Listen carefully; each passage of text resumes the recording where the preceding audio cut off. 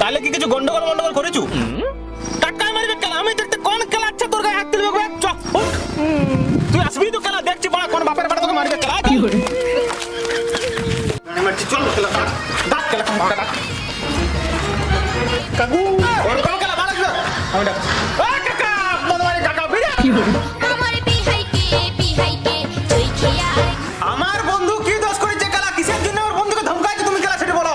নিজেই জিজ্ঞাসা কর তোর বন্ধু কি করেছে। ও